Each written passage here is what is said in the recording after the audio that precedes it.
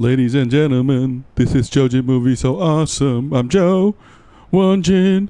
Oh, I think. Ladies and fixed. gentlemen. I think it's working now. Oh, it's fixed. Ladies and gentlemen, this is Joji Movie So Awesome. I'm Joe. I'm Won-Jin. Squirrel Friender is in the building. He's gonna save us all. Mm-hmm. Sorry for the delay, guys. It's not our fault. Won-Jin tried his best, but we're back. Mm-hmm.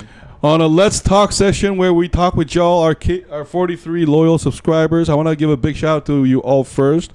First of all, big shout out to Scott Walker. Thank you for always coming to join us and leaving a reply, man.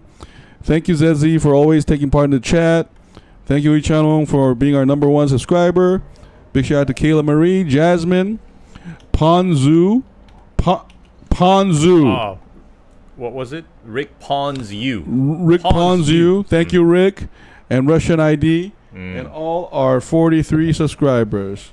Today, the best music of the 90s is In Demand by Scott Walker, our man from Australia, Walker in the building. Wanted us to talk about the 90s or 2000s music. We felt like we didn't talk about that before. Yeah. So that will be a running theme of Let's Talk, but we can talk about anything and everything, okay, guys? And you guys are the main protagonist. Yeah. Please shut our mouths if we talk too much. Here we go. Zedzi, I think our internet is good now. Okay. I don't see any like dropped frames on the software. And you know, like this. What Squirrel Friender? This love for like music from a certain era. This is something that every generation has, and it repeats over and over again. Every generation thinks like the music of their generation is the best ever, and they always like shit on other people's like especially the later generations' music. But like taking this into account, I still think the 90s was was a great time for music. Oh, because I mean that was a time when a lot of these like new genres became mainstream, that like music that we hadn't seen before. For example, hip-hop. I mean, yes, it was around since like the late 70s and 80s and everything, but like when did it truly become mainstream? It was the 90s. And then 90s we also had this like the early 90s where all these like some of like the greatest albums in rock was released by like I don't know. There was like the Red Hot Chili Peppers album. Isn't rock dead? Well, a lot of people say that, but the 90s, I think that was a time when we saw some like great rock music. Oh, grunge. Nirvana came out early 90s. You know what that has to do with though? I'm gonna pretend I agree with you, Won-Jin, and say the 90s was the best. Probably has to do with America being on prime time. You know, because Shakespeare was written when England was the strongest, I guess. Well, okay, never mind. Empire, whatever. But like, you know, that was when America, who is the leading music industry. I'm not saying there weren't other talented artists from other countries, but you know, when we say global, we're really saying America. And and another thing is, I think color television mixed with internet, technology, and MTV. All these things factored into that prime time of America plus the music they produced. And, you know, I think maybe you have a point there, Won-Jin. Maybe you do. Oh, Zizzy, I learned something about you guys. Jin can talk without closing his eyes when he opens his mouth. And I think maybe that's a conscious effort, because I remember watching this episode of South Park where I think it was Kyle's family. They moved to San Francisco, and everybody's so smug and they're all like woke about the environment and everything. And the way the show depicted these people of San Francisco being smug was that they always talk with their eyes closed, and it kind of makes you want to punch them. So I think maybe also subconsciously I'm trying to avoid it. So I try to keep my eyes open when I speak. Listen, if you were trying to avoid it, it's not fucking working, because I always want to punch you in the fucking face, motherfucker. So maybe it's not the eye closing. Especially when you say like the tone and the especially when you say kinda and 3 times in a row. Kinda. Most definitely. What the fuck was the other one? This is there is one I forget right now. Now I know it triggers him. So I will kinda use it kinda more often. And I will shoot you in the head if you says Hero's Journey one more time. I'm so fucking... It's not the problem of like analyzing. It's just that fucking term. Stop using it. I'm fucking tired of it. And another one you do. Obviously, you say. I'm like, bitch, are you God? How do you obviously know everything? Dick ass? Okay, I'm just joking. Look at Joe eyebrows when he opens his mouth. Yeah. I do that a lot. No. But Zezzy, that's a good observation because I raise my eyebrow when I'm trying to insult somebody. I really want to hone in the emotional damage to make sure that they know that, you know, they're causing me distress, and I want to share that distress. It's kind of obvious. Yeah, he can't talk unless he raises his mouth. Who can't? What's raise? What do you mean raising the mouth? How does that work? I don't know, but I think maybe Zezzy meant raising the eyebrows. Oh, okay. Okay. No, but anyways, let's go back to the 90s music. Yeah. So there were a lot of maybe with every generation they believed that they had great music in their times, but I'm trying to be as objective as possible, like compared to the 70s and 80s and also the 2000s, 2010s and 2020s. The 90s saw a lot of like advent of new genres. No, but hey, I want to add to that. Don't you think that has to do with technology? Because I think sonically, like sound wise, there was a advance. Like I think the tools, like like the way music is produced. Right. I still remember this news article about Ricky Martin composing his new album purely through like digital tools, and that was like a news back then. Right. Like the first all digital album. Blah blah blah. Oh, now that you mentioned that, Won-Jin, I think it's the perfect mix of analog and digital that sold it to us. Because today, I think the fucking problem is too much in digital. Like, you know what I hate? I hate autotune. Yeah, I never liked that. I like the only time it was cool was Kanye did it and briefly. What's his name? T-Pain. Like the early days of T-Pain. Right. That was it. Yeah, T-Pain was awesome when he did it first time. And then it just became... Because I think part of it is we expect the artist to perform. We know that they don't write all their songs, etc., but they have to bring a certain authenticity to it. And especially even music has to, I think, sound... In some ways, I'm sorry to sound like this, but natural. Like, don't you think we like piano and violin sound because they're made from natural ingredients? I think, and you know, I saw Dre say in an interview that like his first album, like he made those sounds using trash cans, like actual objects. Yeah, and I think they had to find more like creative ways of creating new sound. Even, for example, electronic music. Right. When people talk about like EDM, like electronic dance music and electronic music, people think that they're all like done digitally. But when you look at the early days of electronic music, for example, artists like Fatboy Slim, he actually used a lot of analog tools to make that digital sound. Yeah, but hey, I gotta say something though. Won-Jin is so fucking biased. Every time I come to his house, it's always 90 fucking music. I have never heard him play like okay, sometimes he does. So you're not objective. You should give them a chance. You should hear 1,000 songs and then make a judgment. How's that? Okay. Yeah, you're clearly biased. Or I also do play music besides the 90s music, but Joe doesn't recognize it. That's actually a good point. Because you recognize the 90s music because you grew up with it. That's right. Hey, that's actually touche. That you got me there because Won-Jin actually listens to a wide variety of music. He's like a buffet guy with the music. I'm very eclectic. Right. So sometimes I don't know some of his songs. And sometimes I vibe with the songs I do know, so he got me there. He old soul. If you think that about Jin playlists, I'm afraid to share mine. But if I listen to, like the top chart music these days, I sometimes go on YouTube and try to listen to a lot of the music we have these days.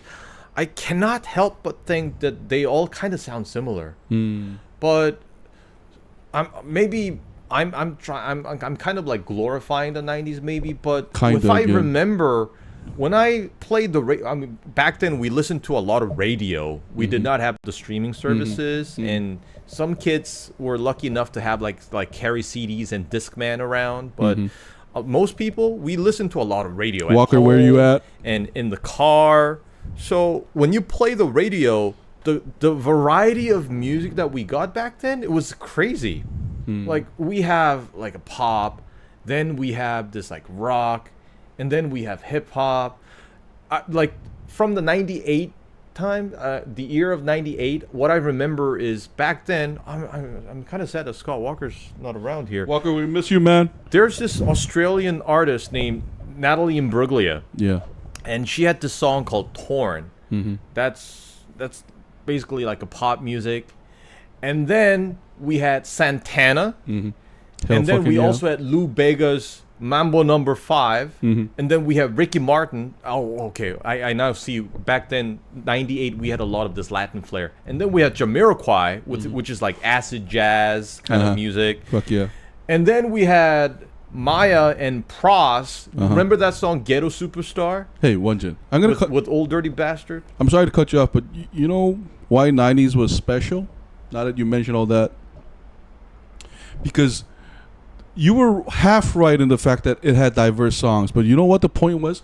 We all listened to the same thing. Oh, yeah, that's right. Because we were always stuck. Remember, we didn't have a choice when to listen. When it was on the radio, everybody heard it on 8 p.m. Or 8 a.m. going to work. Even in MTV music video, when DMX dropped X Gonna Give It To You, we all saw it together. Yeah. And I think part of the reason why we think of 90s and even 2000s, early 2000s especially, music as special, it was such a communal moment together. But today, everybody's listening to it at a different time. Yeah. I mean, you might vibe with the same thing, but it's all more like...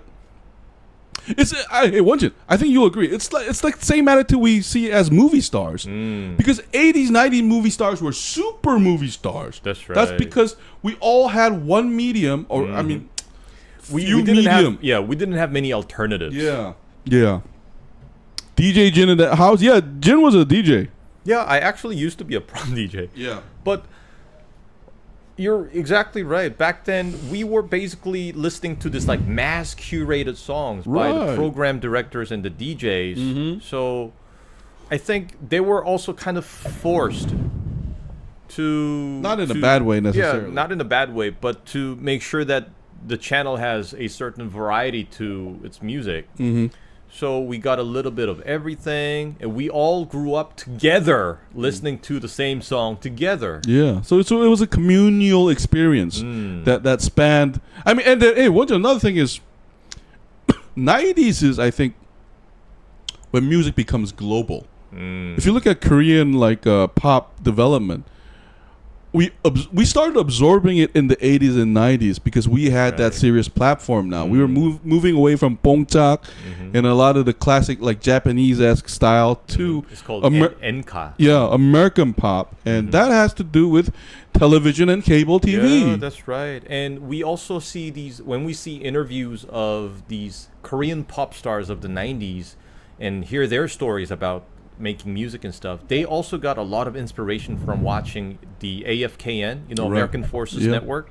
It's like a TV channel that's meant for American soldiers stationed in Korea, and you get these American shows there. They would watch shows like Soul Train, and they would also get video cassettes of like MTV recordings from the United States, and also they listened to a lot of cassette tapes of the popular American shows. So the early 90s Korean K-pop has a lot of, take Lee Hyun-do and Deuce, for example. He gets a lot of inspiration from like Bobby Brown. There's a lot of New Jack Swing in there. Influence? Yeah, a lot of influence. You mean copy? No, it's definitely influence. Shut the fuck up. Yeah. In Europe, we had this German music TV program called Viva Music or Viva Plus. Only privileged rich kids. I mean, that's how it all starts, though, Zezzy, don't you think? I find Korean folk music a good trip for magic. Okay, I'm not going to make that. No, but Won-Jin, you're absolutely right. And but here's the thing, though. But back to your original question, does that mean it is objectively, musically, sonically better than new? Because you know what surprised me? Like, for example, I love Pusha T and Kanye West's. I love Pusha T's album produced by Kanye. Like, even I guess it doesn't have mass appeal, but I thought like it built on what you and I grew up with, and it was taking it to another level. It's like I could tell I'm getting old because I don't need to eat ramen all day. By the way, that's like the best combination. Kanye as a producer and Pusha T rapping. Yeah. Oh, yeah. That's a great combination. Like, because Kanye is a genius producer. He is. And Pusha T is a great lyricist. Mm-hmm. I would actually put him at par with Jadakiss. Though I'm sure Jadakiss...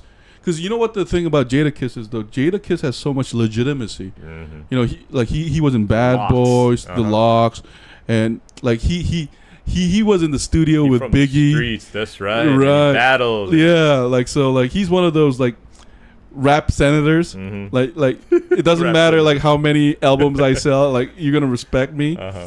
And if you listen to his diss tracks, they're like malicious. Like he like man. Mm-hmm. But Pusha T, I think he missed that. I don't know though. Like, well, you can definitely see that he's evolved a lot since his Clips days. Right. Yeah. That's what's so great about him. Oh, but now that we're talking about that, okay, Won-Jin, I have a question though. 90s versus 2000s. Oh, that's a difficult question.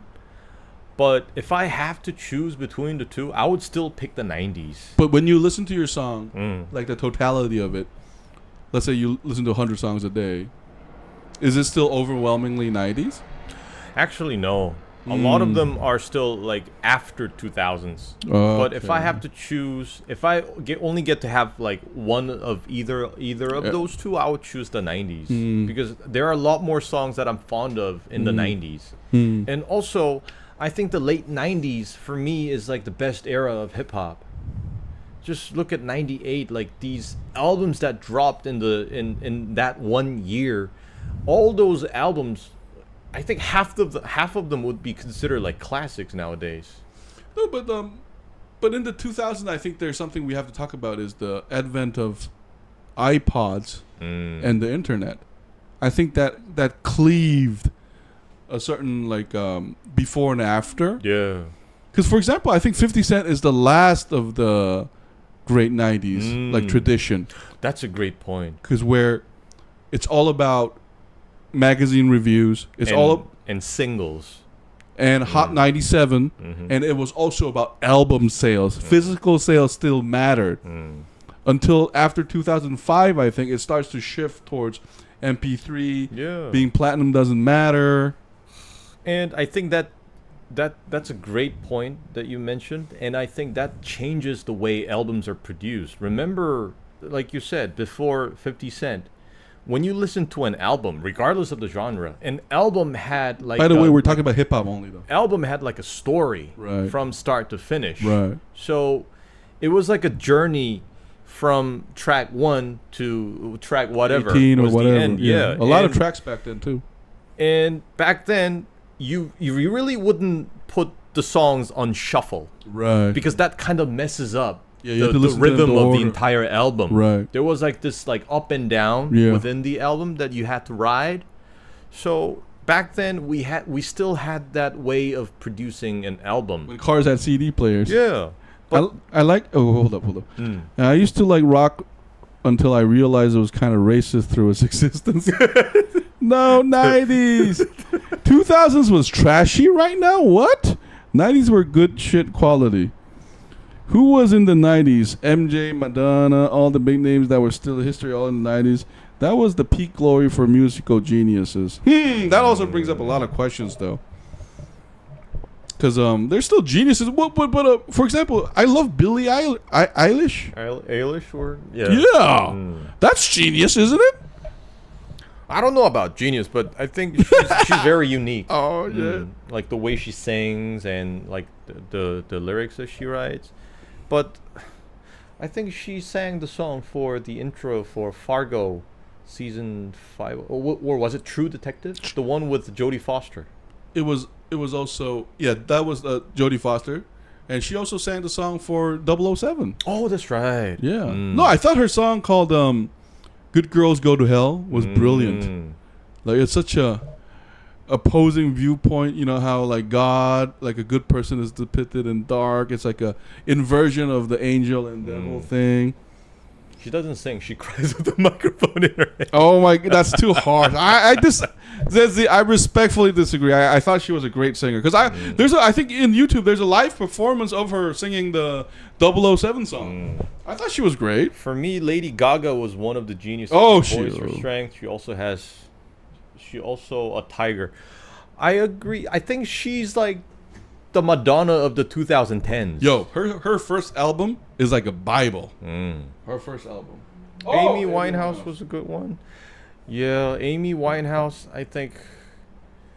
Scott Walker, where you at? She kind of gave like this birth to this like neo soul genre that flourished after her. Is that a real term, neo soul? Yeah, I think it's like the new soul, because the soul music had its glory days in the 60s and 70s and stuff. We had artists like Etta James, Aretha Franklin, but then these new young artists, they kind of picked up on that style and they kind of transformed it into something that's more suitable for modern times. And I think Amy Winehouse is like the chief example of that artist. Yo, now that you mentioned that, Daft Punk. Oh, Daft Punk. They're 90s, right? No, they're more like 2000s. Yeah. And I think they're also influenced by artists of the 90s like Fatboy Slim. Right. Won-Jin is a Fatboy Slim fan.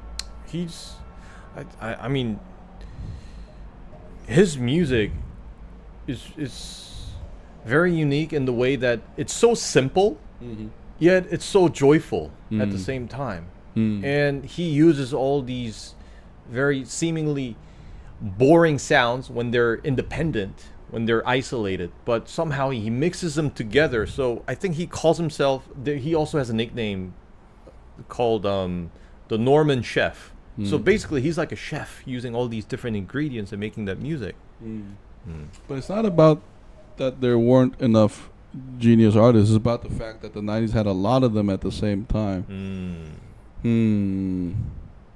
Well, that brings up a lot of questions, though. Because was Rome the greatest empire when Augustus and Caesar and Anthony and Cleopatra were all together? Was there no one great after that? And another question is, would Rome still be the greatest if it was around the same time as the Mongolian Empire? Well, the Huns did come, Won-Jin, so. But I see, now that Won-Jin just proved my point by saying that there's no right and wrong answer. It's just like what ZZ just said. I feel like, okay, I think the way to put it is, I think 90s made the rules we still follow. That's why 90s seems like a golden age, because they made the rules and we're still following them in a sense. And so, but it's really hard to answer that question. And I think it's also different because maybe it seems like we don't see as many geniuses these days because there are so many new artists. Because if you think about the 90s, that was a time when record labels had more power than the talent. So no matter how genius you are, no matter how much talent you have, unless you go through these record labels, you had no chance to shine. So you have these very selected few artists who got to shine on mass media. But nowadays, this power of the middleman is diminishing, and I think it already has diminished because now if you have the talent, you can always shine because you have a way to deliver what you have straight to the audience. But it also means you can't monopolize the market, I guess. Yeah, that's true. So because we have this plethora of these new artists, maybe it seems like we have less geniuses just because we have so many samples to choose from. Yeah, that was pretty good, Won-Jin. I clap you. Where are your scroll friends to clap for you? They're on a secret mission. The squirrels are busy. Master, that was brilliant. Okay, but where's Walker, though? Walker, we're doing this for you, man. Oh, shit. Maybe he had a thing. Maybe he's busy. I hope you can come back and see this video, man. Yeah, but music in the 90s. Nah, but it was all like... Okay, now let's go into genre a little bit then. It's definitely hip-hop for me. Hip-hop, and also I remember it was a time when alternative rock was pretty big. You know, like Matchbox 20. Right. And Oasis. We had bands like Blur. Hey, what's that song? When I will always... Oh, Whitney Houston. Yeah. Whitney Houston. Is that 80s? I think that's the early 90s. There we go. Whitney started singing in the 80s, but man, It's great that you mentioned Whitney because I still regard her as the greatest ever. No one can sing like Whitney. She had everything. She had the soul, she had the power, she had the technique. She's got everything. I agree. Because that song never gets old. And there's another song, The Greatest Love of All, was it? I believe the children are our future. Now that you mentioned the 90s, we also had R. Kelly. Which comes as a shock because he sang such beautiful songs. I Believe I Can Fly. And but, backstage and off the camera, he was doing a lot of messed up stuff. That's some sick shit. That thing is just pure trash. Have you heard, trap? What do you mean? Do you mean trap music? Oh, trap music? I think that's like the 90s was before trap. Yeah. Trap eventually evolved, I think, from like the electronic music. No, but I love electronic and trap music as a workout music, though. Like, it was like, I always listen to them in the gym. Like, I wouldn't listen to them when I'm just like chilling. But I would definitely listen to them in the gym because it worked for me. It's not the kind of music that I can consistently listen to. Like you said, maybe on special occasions or something, but it's not something I can just casually listen to. Yeah, I can listen to it all day when I'm running because it simplifies everything. 1 step, 2 step, 3 step, 4. And it just feels like someone who's like really high. But it is listen to. But it is trash for us, not for a new gen. ZZ, I thought you were younger than us. Why are you in our generation now, ZZ? ZZ is also an old soul. It's not the kind of music that I can call music. But if you think about the electronic music of the 90s, I mentioned Fatboy Slim, and we also had the birth of this like British, Fatboy Slim's also British, but this like house music. And we had this band called The Prodigy. And they were amazing. They kind of feel like the ancestors to trap music because the kind of music that they no, but Prodigy was better. Yeah, they had lyrics actually, man, and it was really powerful. And the funny thing is now a lot of this electronic music is produced for dancing. Hey, you bring up a good point because I think ZZ also brought up a good point. I'm combining those points.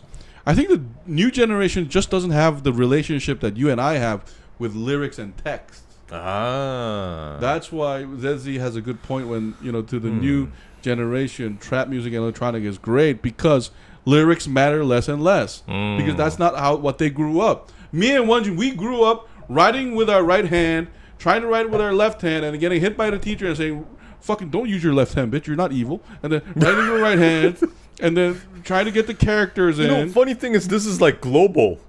Regardless of like which country you're from, they always did the same thing. If you write with your left hand, they would always try to fix you. Yeah, it goes back to Roman times. Yeah. Like mine was like left side is the. Think about the meaning of the word right. Yeah, remember how our grandparents used to judge us for listening to pop music? Teenagers used to call it crap. We're getting right on their thrones. No, but then again, hey, interesting topic though. I do think there are timeless masterpieces. Yeah. Though. For example, I can listen to Rakim's what's the one with Let the Rhythm Hit 'Em? Yeah, Let the Rhythm Hit 'Em. Like hey, I gotta be honest. No, okay. Let the Rhythm Hit 'Em. Like sonically, it's not complicated at all. It's very simple. But it's the simplicity that gives it the timeless attribute. For example, the Beatles. The reason why the Beatles songs are so timeless and loved throughout generations is because it's so simple. And another one, I think Paul McCartney himself said it. It's easy to sing along to, which is very important for a song. That's interesting. Yeah, and the 90s also gave this Sting, Shape of My Heart. That was a great song. Yeah, but you bring up a good point. Another thing why pop music succeeded, it was for the masses. Before that, remember, it was like Pavarotti and shit. It's like opera. I love those too. I love classic music, but it's really inaccessible for most people. Yeah. You may like the sound of it, but one of the great things about pop music was like we as listeners could join in we could participate in it. We could sing along with it.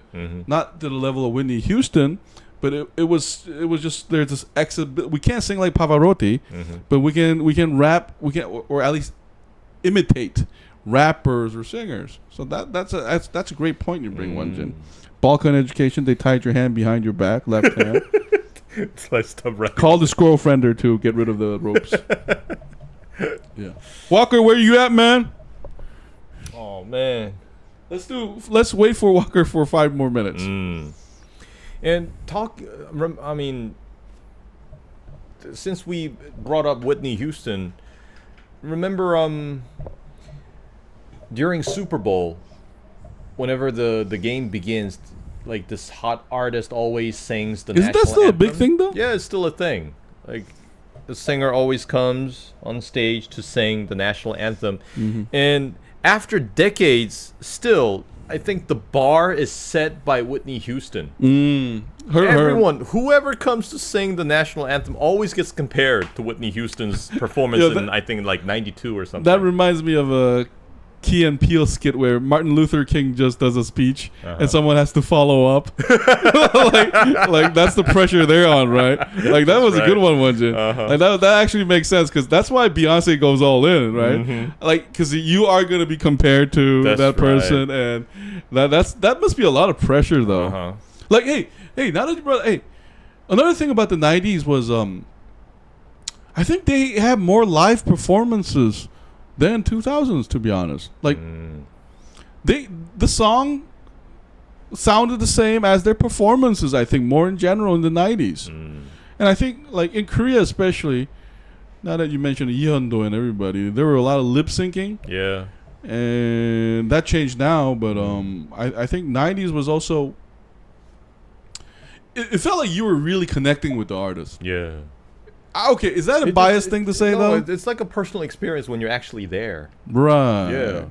Because you're not just witnessing something being replayed. That's, like you said, it's a live performance. Oh, man, Zezzy really hates trap music. It's like fart. I hate that. I mean, you can call me biased, but you know that trap music where they have that snare sound going up in higher frequency? And up to a point where it builds up for that bass drop, it kind of gets annoying. Says the squirrel friender. How do squirrels sing, motherfucker? No, I'm just kidding. That makes sense. I mean, no one likes lip syncing. No one likes that. And yeah, in the 90s. Yeah, it was something to be ashamed of. Right. Because even in South Korea, it kind of became a scandal in the news when some artists were caught lip syncing. So eventually they put this special logo of like a tape being played to tell the watchers that this person is lip syncing. Yeah, that's funny. It was so bad. Oh man, but I don't know. Another thing is, Won-Jin, what do you think? In the 90s, for me, going to the music store and buying a CD was a special experience. Yeah, I agree. It was a special thing. And it was always so difficult because there were so many great albums to choose from. Oh, hold up, Zezzy. My milkshake brings all the scrolls to the yard. Yeah, Kellis was amazing. That's like mid 2000s, so yeah, it doesn't count here. No, but she was still great. But anyway, go on, Won-Jin. So there were so many albums, nice albums to choose from, that you were basically like torn between these choices. And once you buy, especially a CD, not a cassette tape, but once you buy a CD, you know that this is perpetual. You can listen to it in that top-notch quality for the rest of your life. So it was like a really special experience buying a CD. It was a precious item. Where did you keep your CDs? Didn't you have that fancy, like, the CD bag with the soft, yes, I did, like felt kind of I still background have it. to not damage the disc? It's in my inventory storage. But I gotta say, when you did just that, I felt like a lot of your students are like going, "Ajoshi," right fucking there. You know, the funny thing is, kids nowadays, the young ones, they don't even know what MP3 is. Because they're so used to streaming. Why are you saying it like they're stupid? Of course they don't fucking know. I'm not saying that they're stupid, but I'm saying that they're coming from such a different generation now. Okay. That's better. Say it that way. So they probably can't even imagine carrying this physical music to play. Yo, like, another thing was, Won-Jin, I'm glad you brought that up, but another thing we can't forget to talk about is collectibles, though. Like, CDs for me, like, I have DMX's, like, all 4 albums in CD. But it had to say, like, the first issue was really important because everybody was in line to buy those things. But I mean, I don't know though. But like, it's so hard to say whether that's better or not. I guess kids today can download it right away. Yeah, there's nothing stopping them, and maybe that's more convenient. But it kind of removes a lot of the experience that we got from getting a CD because it wasn't just the music. But remember, the cover also is kind of like a booklet. Right.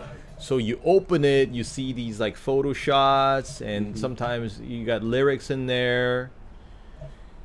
And oh, hey, Scott Walker. Hey, guys. Sorry I'm very late to stuff on the Couch Kids. I don't know what iPods are. Didn't they used to stream and the stuff like that? But what we grew up with was better. Welcome back. I pirated CDs and cassettes. I remember those. In South Korea, we also used to have a lot of pirated cassettes being sold in the streets. It's called ryoka. And basically, there were these compilations of the top chart songs, and they were being played in the streets. So back then we did not have this like Billboard top chart thing, but you could tell which song was in the top by listening to the songs being played in the streets. Right. Man, CDs were great, and the great thing about CDs were you can always write over them.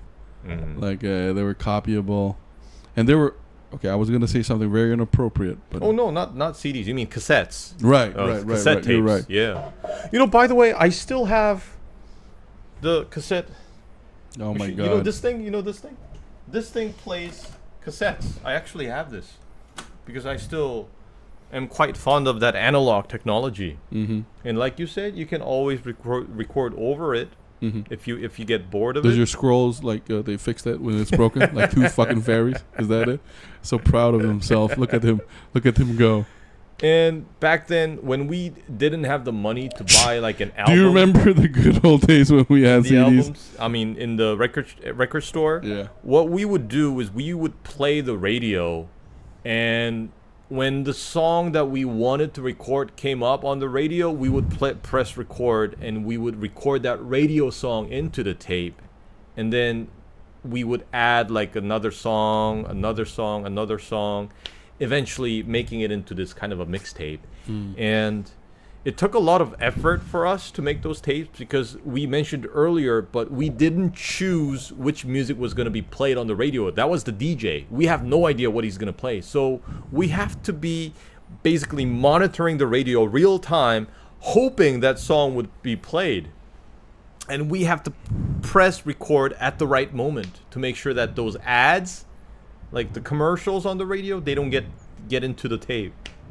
Yes, Won-Jin loves the 90s very much. That was a great speech. Yeah, so songs were precious back then. Shut the fuck up, I'm trying to read Scott Walker's comment. Do you remember the good old days when we had CDs and stuff like that? I wish they made CDs into things I didn't get badly damaged or scratched. Yeah, that's true. DVD were first released and introduced in 1998. Is that true? I think so. That's right. It was only until like the late 90s when we got DVDs. I still remember when they were first released. We thought it was amazing. Yo, do you still have your DVDs, man? Yeah, I think I have Cowboy Bebop down there. Oh, really? Yeah. But they're pirated. My friend went to China as for his vacation. He came back and he got a lot of those pirated DVDs back then. Oh shit. Yeah. What about CDs and cassettes when they have whale sounds in nature? It's gonna sound different, I think, Walker. Keep in mind that we are the last generation that knows how to use a cassette. Yeah. Hey, ZZ. Our grandfather says we're the last generation how to run a tank. We're the last generation to use a gramophone. Yeah, that's no brag at all. Our great grandfathers rode on aeroplanes. Yeah. Oh man, but we've been talking about for 40 minutes. Yeah. Let's do 10 more minutes. How about that one, Jen? Okay. Yeah. And we'll let the streamers talk instead of this late 30s ajashi who is ruminating about his great times. I mean, kids wouldn't know what a cassette is these days unless they were. I mean, their parents were using them. But Won-Jin, I think that gives us perspective, though. I mean, I agree with you. But we must also be open to those things. I think. I mean, change is inevitable, right? Like, that's why back to the music. I think maybe because we tend to think of history in moments, right? But it's always constantly evolving. Another thing is we always do a retread.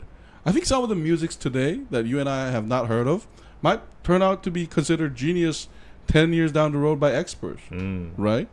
So, it's so hard to judge where you are in that time period right now. Yeah, that's true. Because in the 90s, I did not think this was the greatest thing ever, to be honest. I just thought it was great. And I wanted to listen to it. But I didn't go, this is the fucking, this... Hey, yo, 40 years from now, this is going to be the greatest thing ever. I did not think that. I just wanted to listen to it, right? Yeah. And then so it's kind of our memory might be playing tricks on us a little bit. That's true. And it's all up to the audience to decide which is the greatest. It's not up to us. How come it's really hard to introduce the kids of today when we used to have and listen to when we were growing up, like music? I think the fact that if you suggest it, they're just gonna say no. Because it's like, why do that? Yeah. When I can do this. Yeah. Anything your dad does is not cool. Anything older generation does is not cool automatically. I don't think they're gonna like the idea of carrying around like a dedicated music player when they can just do everything on their phone. Right. Do you guys remember the Thomas and Friends cassette we used to listen to on CD player when we were kids? Really? I have no idea about that, Walker. I barely remember how to use a cassette as well, but I remember playing with my aunt's pickup player. The cassette thing was funny because eventually you run out of tape and it stops. So the fancy Walkman, the fancy cassette players, they had this function called auto reverse. Right. It changes the direction of the play to play the other side of the tape. Hey, you know what cassette made me sad when I was a kid? The moment I found out that it was not forever. So I thought CD was going to be forever until someone told me that this is also not forever. And that made me a little bit sad. There is, by the way, a disc system that is almost perpetual. It's going to last like 1,000 years. Really? And it is not... the CDs are a type of media that uses... what are those called? 염료. What's 염료? Like a dye. It's like an ink. And it's been burnt by optical laser. But there's this disc system that basically physically engraves on the surface of the disc to make sure that it lasts longer. And it's known to last more than like 1,000 years. No, but so it's etched deeply. And they have coating material that makes it immortal, you're saying, almost? That's possible, actually, because plastics are forever, actually.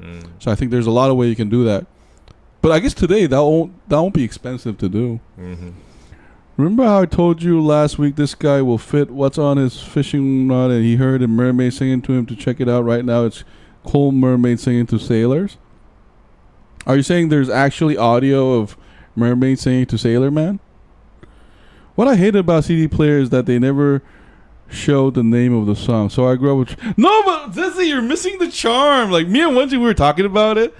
Like, when we were listening to Get Rich or Die Tryin', we remember the number of the track. Yeah, that's right. More than the title. Number and also, like, the minute and the second. Yeah. Like when something's on. Yeah, I think we actually remembered how long the song was. Yeah. Like, if you look at 3 minutes, 17 seconds. Yeah, we know that song. That's the 50 Cent. What? It's like track number 4 is Many Men. Like we knew right away. So we remember. I think it's adaptable. Yeah, that's right. Yeah, and then we know what's coming next. Right. Now that you mentioned that, you know what's funny? Like when I hear a new song I like in YouTube, even though it has all the title, I barely remember them. But if you put like Only Built for Cuban Link CD, I know like the track number and I know which song I'm gonna listen to. Ooh, Gambinos, yeah. Ooh, like all that. only be was Incarcerated Scarfaces on that album? Maybe. Was it a different one? Maybe. So I grew up with track 1, track 12, track 15. I think in order for CDs to display the tracks, you need like the later evolution of CDs called SACDs. I think they're like super audio CDs or something. And you have to have like a certain player that can also play these special CDs. But by then, the whole music industry moves on to new media. We have MP3 digital files, and then we also briefly had that time when people use something called a mini disc, which is like an optical disc that can also be erased and recorded on like cassette tapes. So with those, I think you could display the song titles. Scott Walker, do you prefer MP3 players or iPods? For me, it was MP3 players. Yeah, me too. Scott Walker, which movie and soundtrack were more popular, do you think? 8 Mile or Get Rich or Die Trying? If you're talking about sales, it was Get Rich or Die Trying, but they were both very culturally influential because 8 Mile was one of the best-selling movie soundtrack of all time, I think, at the time. And Lose Yourself is still being performed to this day. Yeah, and Get Rich or Die Trying, in terms of just album sales, it was the highest at the point, I think. Sometimes I was just guessing the name by the number repeat of the same word in the same song. Yeah. When we were growing up, will you see kids playing out in the street like 24 cricket out over here going to people house? I think that's going to change, Walker. I don't think there's going to be any family visits anymore. Yeah. With movie soundtracks, how do they get the music from the movie onto the CD? Well, Walker, I think they record it first and then lay it on the movie. Yeah. It works the other way. They first record the songs. Yeah. MP3 made my life easy. No more batteries. Needed no more stack of CDs to carry. And also you could put more song on the MP3. Yeah, ZZ, that brings a good point. Like MP3, the first experience I had did give me a lot of freedom though. Because I could listen to songs in the order I wanted to. And that was, I have no problem with albums. I'm just saying it was a different experience. And that was great. It gave me the freedom of curating my own songs into the mix. And also it gave me the CD-like quality of the music. Completely. And the best thing about using a CD back then was if you were bored and tired of that track, you could just skip to the next track in an instant and very accurately. But with Walkman, with cassette tapes, you kind of had to guess. You have to fast forward. And with the cheap Walkman, you have to kind of guess where the next song is. And then you stop and play, and then you fast forward more, and you went too far, you go back. But the expensive, fancy Walkman, they could detect the silence between the songs and would stop in the next track. Yo, we should change it. It took time to fast forward. Yo, we should change the title of this video. Professor Won-Jin's elaboration on the 90s music stream. No, it was good actually. 90s music. Yeah, I was just breaking your balls, girlfriends. That was actually very moving. Yeah. That was actually very moving. That took time, but when MP3 players first hit the market, it gave us best of both worlds. So it was revolutionary. But I remember my sister had probably one of the first MP3 players in the market. It only had 32 megabytes of storage, so you could have like 8 songs. So it was quite limited, and we were frustrated by the number of songs you could put in there, because then you have to change the song basically like every day or maybe every couple of days or something, because you get bored of it. Does he Walkman such a Tetris game, period? Scott Walker, how come some movie soundtrack they have the songs from the performer singing the movie for the soundtrack? No, but I think that's fluid though, Scott Walker, because sometimes one becomes more popular than the other because sometimes like the live version becomes more popular than the first originally recorded song version, and they would like when they reprint the CD, they would put that back in because that was in high demand. And I do have songs like that because famous songs have different versions being sung of it, right? Yeah. So, back then we also had that. And also one of the great things, because Won-Jin mentioned radio, a lot of the 90s CD had like deluxe editions. Oh, that's right. Special edition kind of things with bonus tracks. And what would they do was put in either tracks that were not included in the album or radio hits sometimes. They had a single edit thing. Right. There were a lot of freedom, remixes. For example, my favorite is Made You Look by Nas. And then there was this version where Ludacris and Jadakiss. And that was like even more of a banger. Fat Joe had Lean Back, and then he had Lean Back with Eminem, I think. Eminem and Mace and Trina, I think. Oh shit, that was amazing. And I think Eminem even torqued that album like sound a little. That was an amazing version. Name your favorite artist from '90. At least one favorite artist, like Romeo Must Die, for example. When we see Jet Li and Russell have their battle at the end of the movie, how can we don't have the music on the Romeo Die soundtrack? Oh, because I think those are called scores. Yeah, you know, that music is composed, and sometimes movies release two versions of albums. One is like the soundtrack, which includes music from artists who participated in this project. The second one is the score album, which is basically lyricless music composed for the movie. So I guess that's why it's not on the soundtrack. And sometimes it's a score. And sometimes the movie uses existing songs and they're not included in the soundtrack because they're so famous or they're already on something else. Name your favorite artist from the 90s. At least one favorite artist. Oh man, there's so many though. It's very difficult to choose just one from the 90s. But if I think of one... Won-Jin, you take over. Don't put the camera on me, please. No, we gotta end soon anyways. Let's see. Favorite artist from the 90s. I would... Oh, I mentioned Fatboy Slim a lot of times. So Fatboy Slim. I would say one would definitely be Fatboy Slim. And he had this album called You've Come a Long Way. Oh no, not you. Oh no, is it called You've Come a Long Way?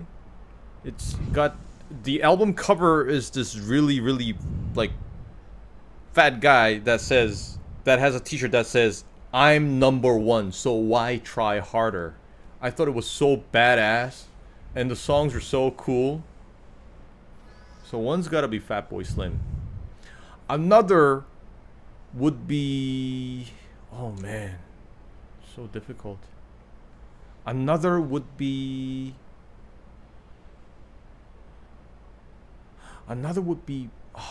Big Pun, because Big Pun is a 90s guy. A lot of these artists, they carry on their music career into the 2000s, but Big Pun died before he saw the early and late 2000s. So Jin, remember how I asked you about Wild Things movie? Will you Matt Dillon's character in the hotel, and we hear that woman singing in the background? How come Hershey's on the soundtrack? I don't know that song actually. Yeah, I have no clue. Who was singing that song, Macarena? I don't know the name of the artist though.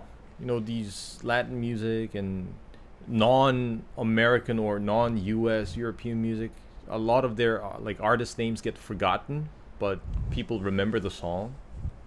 But yeah, that was also a huge hit. Or we don't know, but someone else might, because they might be famous locally. I heard Latin America has their own like giant music universe. So you know, Shakira, before she made it in the U.S., she was already a superstar in the Latin American world. And when someone suggested that she go to the U.S., she thought like, why should I? That's another thing. How come some people from the 90s and 2000s forget all the songs we used to listen to when we were growing up, but now they're familiar with the music of today? Well, I mean, music is forever, Walker.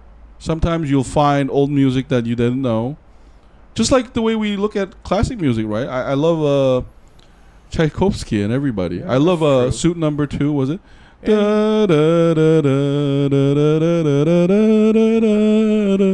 Dmitri Shostakovich. Yeah, Shostakovich. That's my favorite song. Jazz Suite Number 2. And to come to think of it, in the 90s, I was introduced to Metallica, which predominantly had 80s songs. So, yeah, I mean, you discover them later. So, music is, I think it's very individual. Yeah.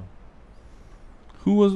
No, but Macarena song is very famous, Cotton Eye Joe. I don't know Cotton Eye Joe. I might have heard his song. Yeah, I heard the song. That's Cotton Eye Joe? I think that's Cotton Eye Joe. Because sometimes, like, you would hear the music before the artist's name in our time. Because you would just walk by a clothing store and they would just play it. Or a department store. Remember they play, like, recent hits? And then you would just vibe to it? Okay, next time you watch Wild Things, I'll have to watch the movie again. It's been a very long time since I watched Wild Things. So maybe I should watch it again and check and try to remember what the song was. Yeah, I think Walker mentioned that before. But anyway, guys, we're reaching 53 minutes. We've been talking for over 2 hours. It's like 9:40. We had some technical difficulty. We apologize for that. It's not me or Won-Jin's fault, but it is our fault in that we delivered the favorite experience of all time. Eins, Zooey. 1, 2, Polizei. But anyway, guys, it's time to say goodbye because me and Won-Jin, we're hungry and we need to upper our blood sugar. So this has been our Let's Talk session with y'all. Walker, I'm glad you could still join us. We were waiting for you with bated breath. This is how I learned German. Haha, ZZ. That's hilarious. Thank you so much to our subscribers, Scott Walker, ZZ, Jasmine, Kayla Mori, Uichan Hong, Rick pawns us. Thank you, Rick. Keep pawning us. If that makes sense, right? But anyway. Do you remember the Who Let the Dogs Out song? I remember the artist. I think they're called the Baja Boys. Who Let the Dogs Out? What are you eating, Joe? I'm eating Jin's ego in King of Fighters because he's trying to upstart. And then I'm going to stomp his ass. Yeah, we're still undecided on what to eat. But anyways, thanks, guys. This is our show. Hey, thank you for joining us every Saturday. KSD. Who Let the Joe Out? Hey, why do you have this image of me? Oh, that actually sounded like the song. Yeah. Anyway, guys, thank you so much. Hey, guys, like I said, check out that Sailor video. All right, we will. We will. Sailor singing. We definitely will search it right creepy. Afterwards. Hey, guys, thank you so much. This has been Jojin Movie So Awesome. I'm Joe. I'm Won-Jin.